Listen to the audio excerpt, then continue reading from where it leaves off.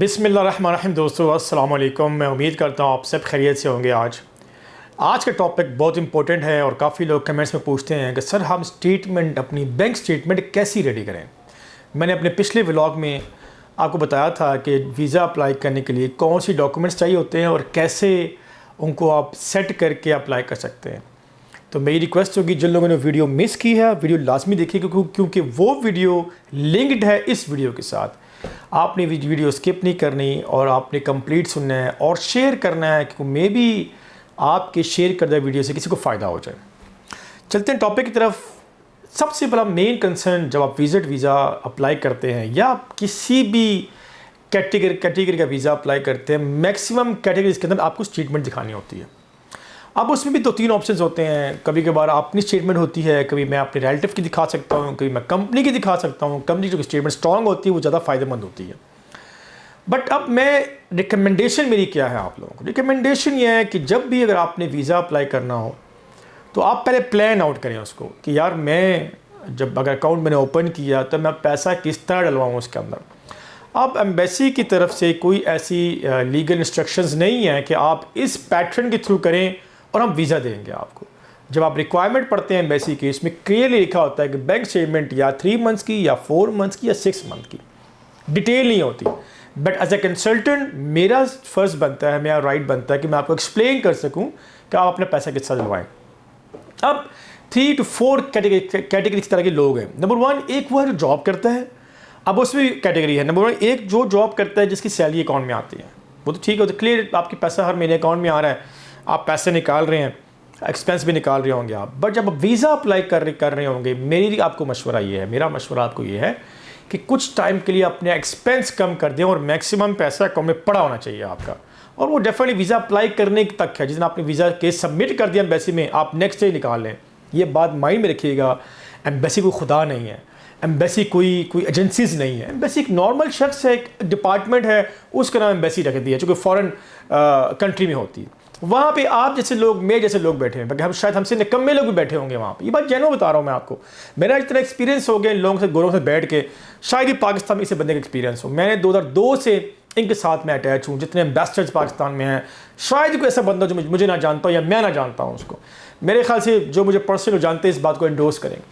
तो वो एक थोड़ी लापरवाही भी है इनके अंदर। इनको गवर्नमेंट कहती है जी आप पे जाना है, आपने टूरिज्म को प्रमोट करना है, आपने लोगों को वेलकम करना है अपने एम्बेसी के अंदर, और आपने लोगों को वीज़ा देने हैं जो डिज़र्व करते हैं, जिससे हमारी सिक्योरिटी को वहाँ टेंशन ना हो। अब उसमें आप देखते होंगे जब लोग अप्लाई करते हैं, उसमें रिजेक्ट भी होते हैं, कुछ इसमें अप्रूवल भी होते हैं। कुछ ऐसे लोग भी कहते हैं सर मेरा जेन्युइन केस था, स्टेटमेंट भी अच्छी थी, हिस्ट्री भी अच्छी थी, मेरा बिजनेस रजिस्टर्ड भी था, फिर भी रिजेक्ट किया गया। और कुछ ऐसे लोग भी आते हैं कि सर मेरे पास तो क्या कहते हैं उसे, उनके पास कोई इतनी स्ट्रॉन्ग स्टेटमेंट भी नहीं थी बट उनका अप्रूव हुआ हो गया। अब यहाँ पे सवाल ये उठता है कि सर पॉइंट पे आते हैं। पॉइंट ये है मेरा कि अगर आप जॉब करते हैं, सैलरी अकाउंट में आ रही है आपकी, और सैलरी भी देखें अच्छी होनी चाहिए। वीज़ा ऑफिसर जब आप फाइल बनाते हैं, प्रेजेंट करते हैं, आप कवर लेटर लगाते हैं, उसमें आपकी हिस्ट्री लिखी होती है उसके अंदर। मैं कौन हूँ, मेरे घर में कितने लोग हैं, मैं कितने लोगों की कफ़ालत करता हूँ, कितने लोग एक्सपेंस उठाता हूँ। तो एक रैंडम सा एक्सपेंस वो खुद से निकाल लेता है। वो कैसे निकालता है? वीज़ा ऑफिसर के पाकिस्तान वो आता है तो एक पाकिस्तान के बारे में उसको एक लेक्चर दिया जाता है कि यार एक नॉर्मल आदमी पाकिस्तान में कितना कमाता है, एक नॉर्मल रेंट पे घर है वो कितने का मिलता है, एक नॉर्मल आदमी एक्सपेंस कितने हैं, रैंडम इनकम से निकाल लेता है। फॉर एग्जांपल मैं आपको एग्जांपल लेता हूँ। एक बंदे की सैलरी 1 लाख है, हस्बैंड वाइफ बच्चा है, घर अपने, गाड़ी छोटी सी है, तो वो जो घर अपना है तो आपके जो मैक्सिमम जो अमाउंट रेंट पे जानी थी वो अब स्टॉप हो गई आपकी। तो आपके एक्सपेंस 20-30 हज़ार रुपये है जी, एग्जांपल दे रहा हूँ मैं आपको। कहते हैं यार 70 हज़ार रुपये बचा रहा है ये बंदा ठीक है यार, इसको वीज़ा दिया जाए, ये जाएगा वापस आ जाएगा। अब एक बंदे की सैलरी 20 हज़ार रुपये है, 20 हज़ार रुपये सैलरी है, वो वीज़ा अप्लाई कर रहा है, उसको कहाँ वीज़ा मिलना है, वो अपना खर्चा भी बर्दाश्त नहीं कर रहा। हाँ, इसमें एक और ऑप्शन हो सकता है, एक बंदे की सैलरी 20 हज़ार रुपये है बट उसको रेंटल इनकम या एग्रीकल्चर इनकम या किसी से फंड्स आते हैं उसको, वो कुछ लाख तक बन जाता है, ठीक है, तो फिर एक प्लस पॉइंट मिल जाता है। तो मेरा मतलब कहने के है कि जब जॉब वाला वीज़ा अप्लाई करें तो प्लीज़ कम से कम सैलरी आपकी 70+ हो और आप शो ये करवाएं जी मैं अपना खर्चा खुद बर्दाश्त कर रहा हूँ या मेरे एक्सपेंस कम है, तो आपके मैक्सिमम चांस होंगे। तो ये बात होगी उन लोगों के लिए जो वीज़ा अप्लाई कर रहे हैं और उनके पैसे ऑनलाइन अकाउंट में आ रहे हैं। अब आते हैं दूसरी तरफ, बहुत सी कंपनीज पाकिस्तान में टैक्स बचाने की खातिर अपने स्टाफ को कैश इन हैंड सैलरी देती है। बिल्कुल वो भी अप्लाई कर सकते हैं वीज़ा। कहीं भी मेंशन नहीं है आपका रिक्वायरमेंट के अंदर कि जिसकी कैश आती है वीज़ा अप्लाई ना करें, बिल्कुल भी ऐसा कुछ नहीं है, आप कैश इन हैंड कर सकते हैं। तो मैं एक बात कहता हूँ, जब अप्लाई कैश ही ले रहे हैं, जब वीज़ा अप्लाई करना है तो जो कंपनी में जॉब करें उनको बोले यार अमाउंट अच्छी लिख दे, उसके अंदर डेजिग्नेशन अच्छा लिख दे और अमाउंट भी अच्छी लिख दे उसके अंदर, तो उसका भला हो जाएगा उसका। आप देखिए जी, मैं सेल एग्जीक्यूटिव हूँ, आप डिपेंड करता है किस कंपनी से अप्लाई करें, क्या वो कंपनी मार्केटिंग की है, प्रॉपर्टी की है, किस चीज़ की कंपनी है। ज़्यादा लिखकर और उसमें आप सैलरी दिखाएं, जी मेरी ये सैलरी है, कमीशन है, मेरा हाउस अलाउंस है, मैं रेंट है, एक रैंडम से अमाउंट निकालें, लाख 1.5-2 तक निकाल जाए, वो भी वीज़ा अप्लाई कर सकते हैं। तो वो तो हो गई लोग जिनकी जॉब ऑनलाइन पैसा आ रहा है और जिनका कैश हो रहा है। अब इनका बैंक बैलेंस कितना होता है, हर एम्बेसी की एक अलग रिक्वायरमेंट होती है, बट वो जो उनकी वेबसाइट पर लिखा होता है वो बड़ी नॉर्मल सी अमाउंट लिखी होती है। फॉर एग्जांपल मैं आपको कहता हूँ, शेंजन कहता है जी आपकी पर डे आपके अकाउंट में कम से कम 50 पाउंड 50 यूरो होना चाहिए। अभी 50 यूरो नॉर्मल सी अमाउंट बनती है, 4-5 हज़ार रुपये बनती है। अब मैं रहता हूँ वहाँ पे 10 दिन, ये बन जाती है था, लेट सपोज आपके 500 यूरो बन जाते हैं। तो 500 यूरो अगर कहें जी, हम कहते हैं फॉर एग्जांपल यूरोप 300 कुछ का है, तो ये 1.5-2 लाख रुपये बन जाता है। क्या 1.5-2 लाख बैलेंस डालकर वीज़ा मिलेगा? इसका जवाब है नो। तो मैं क्या करूँगा, मैं मिनिमम 15-20 लाख रुपये ऐड कर जो है वो मैं वीज़ा अप्लाई कर लूँगा और रिक्वेस्ट करूँगा जी मेरे इतने खर्चे हैं, मैं जो भी तरीक़ाकार रिक्वेस्ट करने का होता है। बट अब मेरी इस वीडियो से आपने ये फिगर नोट डाउन कर लेने हैं कि जो नोट डाउन करने का, मैं 20 लाख बोल रहा हूँ, इसका ये मतलब है कि 20 ही रखना है। मे बी आपके पास 50 पड़ा हुआ है, आप 50 ऐड कर दें उसके अंदर। UK is different from Schengen. UK कहते हैं भाई आप जॉब कर रहे हैं, इतना पैसा कहाँ से आया, तो आपने यूके वाले को मनी ट्रेल देनी होती है। शेंजन वगैरह बाकी माने क्या कहते हैं पैसा है जी, हाँ जी है जी, अप्लाई करो वीज़ा। वो ये नहीं पूछते जी पैसा कहाँ से आया कहाँ से नहीं है। बट मैं रिकमेंडेशन देता हूँ आपको, अगर आपने प्लान किया वीज़ा अप्लाई करने का और पैसा आपके अकाउंट में 10-15 लाख रुपए है, बट और पैसे मौजूद हैं, मेरी एडवाइस ये है आपको, आप ग्रेजुअली वो पैसे 5-5 करके डाल दें। क्योंकि आप वैसे भी अपॉइंटमेंट लेते लेते महीना लग जाना आपको, तो विदिन अ मंथ इतने अमाउंट आप उसमें ऐड करवा देते। एक तो जो एलिमेंट है कि इकट्ठे पैसे आए वो ख़त्म हो जाएगा, तो ये भी आपको वीज़ा प्लस पॉइंट मिल जाएगा आपको इसके अंदर। आप आते हैं दूसरी तरफ जो लोग बिजनेस कर रहे हैं। अब बिजनेस जो कर रहे होते हैं, एक सवाल होता है सर मैं मंथली कितने ट्रांजेक्शन्स करूंगा। देखिए ट्रांजेक्शन्स की लिमिट नहीं होती। बैंक स्टेटमेंट इंडिकेट्स कि मैं एक सेट पाकिस्तानी हूँ, अपने मुल्क में सेटल्ड हूँ, मैं खुश हूँ, पैसा है मेरे पास, मैं बाहर घूमने जा रहा हूँ।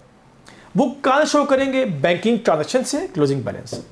अब बैंकिंग ट्रांजेक्शन लिमिट क्या है? अब आपके हिसाब में महीने का 2-3 लाख भी आ सकता है, मेरा बिल्कुल बिजनेस है, और महीने के 2-3 करोड़ भी आ सकते हैं। तो मेरा मशवरा है, जब आप प्लान, हर चीज़ प्लान करें, प्लान के बगैर कामयाब नहीं हो सकते। प्लान करें कि जी मैंने 2 महीने बाद अप्लाई करना है, मैं आज से अपनी बैंक स्टेटमेंट जो है मैक्सिमम ट्रांजैक्शंस शो करूँ, 2, 4, 6। बिजनेस है, पैसा यहाँ से भी आ रहा है, कैश भी आ रही है, ऑनलाइन भी आ रहा है। कोई तरीक़ेकार नहीं है कैश ही नहीं चाहिए, ऑनलाइन चाहिए, पैसा अकाउंट में आना चाहिए, वो जहाँ से मर्जी आ रहा हो। हाँ, एक इसमें एक चीज़ ऐड कर दूँ, कुछ लोग क्योंकि भाई बाहर होते हैं, वो उनको रेमिटेंस भिजवाते हैं अकाउंट के अंदर, और ये वीज़ा अप्लाई करते हैं उनके पेपरों के, उस पैसों के ऊपर वीज़ा नहीं मिलता। क्यों? स्टेटमेंट में लिखते, आप बताते हैं मैं पाकिस्तान में हूँ जी, पाकिस्तान में क्या कर रहे हैं जी, मैं फ़लाँ बिज़नेस कर रहा हूँ, बट पैसा मेरा बाहर से आता है। अब क्या आपका बिज़नेस रेलेवेंट है कि पैसा बाहर से आए? इसका जवाब है नो। तो मेरी रिकमेंडेशन ये है, पाकिस्तानी है, लोकली पैसा आना चाहिए आपके पास, बाहर से पैसा आपको नहीं आना चाहिए। अगर बाहर से पैसा आ रहा है तो प्रूफ लगाएं आप उनको क्या सर्विस प्रोवाइड कर रहे हैं जिससे पैसा आपको बाहर से आ रहा है। तो इसकी मिसाल ऐसी ही है कि जी मेरी कभी 20 लाख आ गया, कभी 5 लाख आ गया, कभी 4 लाख आ गया कभी।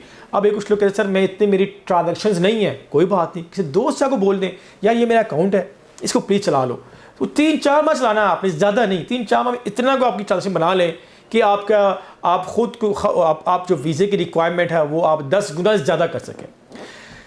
प्लस अब क्लोजिंग बैलेंस, अब बिजनेसमैन है, बिजनेसमैन का कभी बैलेंस 0 भी हो सकता है, कभी करोड़ भी हो सकता है। तो बिजनेसमैन के लिए भी ग्रेजुअली वो अपनी बैंक स्टेटमेंट इंक्रीज़ करें, 5, 10, 12 फिर निकाले, फिर 5, 10 फिर निकाले, ये 2 माह 3 माह प्रैक्टिस करें। और इसमें क्या होगा, जब वीज़ा अप्लाई करेंगे तो स्टेटमेंट के एंड पे लिखा होगा कि इतने ट्रांजेक्शंस, इतना पैसा इस बंदे के पास आया। फॉर एग्जांपल जी मेरे पास करोड़ रुपया 4 महीने में आया और मैंने इस बैलेंस दे दिए 20 लाख, परफेक्ट केस हो जाएगा आपका।